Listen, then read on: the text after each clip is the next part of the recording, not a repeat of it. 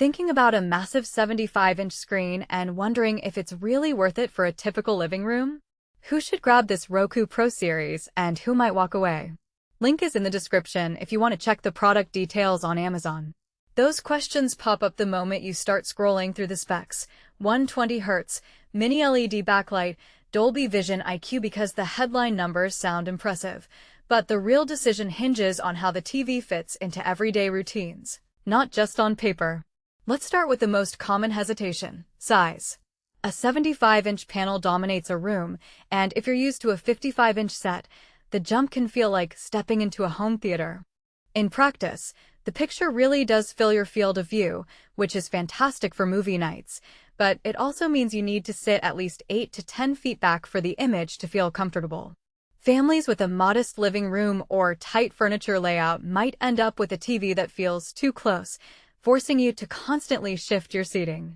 On the flip side, open-plan spaces, large family rooms, or a dedicated media room benefit from that extra screen real estate, especially when you're watching a sports broadcast and want every detail from the sidelines.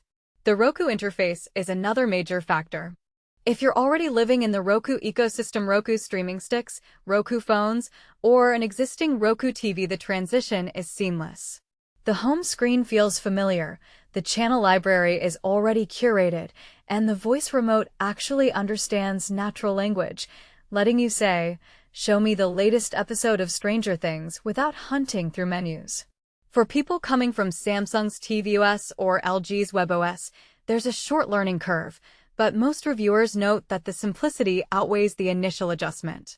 The remote's backlit keypad is handy in a dim room, and the built-in microphone works well for quick searches, though it can pick up background chatter if the room is noisy.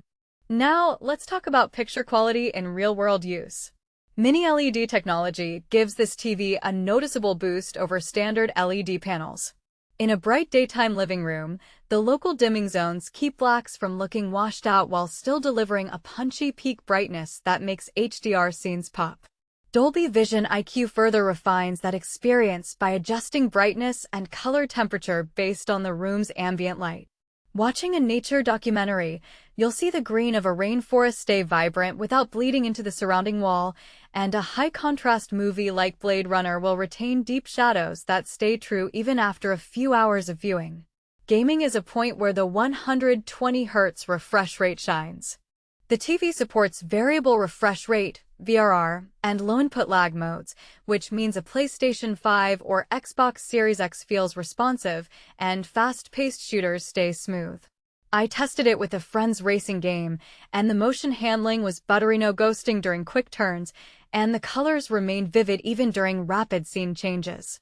That said, the TV isn't marketed as a dedicated gaming monitor, so the pixel density isn't as high as a 4K 144Hz gaming panel.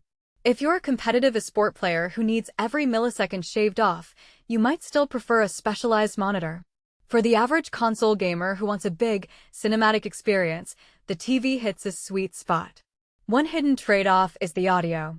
The built-in speakers are adequate for casual TV watching and background music, but they don't deliver the depth you'd expect from a theater-grade setup. In a large room, the sound can feel thin, especially during action sequences where you'd like that rumble from explosions. Pairing the TV with a soundbar or a small AV receiver makes a noticeable difference, and the HDMI ARC/eARC port simplifies that connection.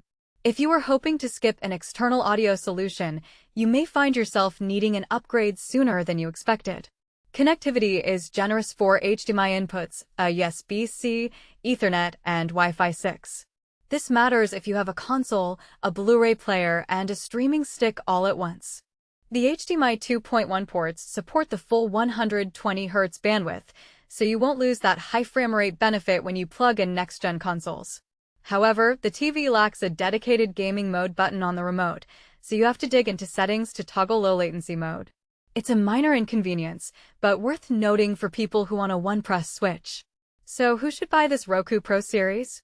First, families that love a shared viewing experience, movie marathons, big screen sports, or gaming nights will appreciate the sheer size and the vibrant picture.